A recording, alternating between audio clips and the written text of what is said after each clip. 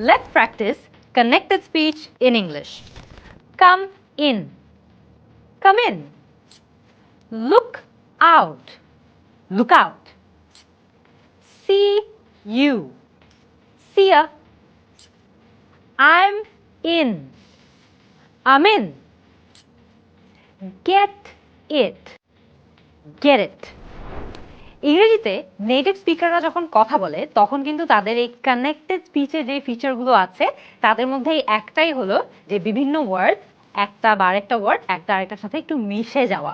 যেমনটা come in, আলাদা আলাদা না বলে কাম ইন এভাবে একসাথে বলে দেওয়া, এবং এটাকেই কিন্তু কানেক্টেড স্পিচের একটা ফিচার বলা হয়।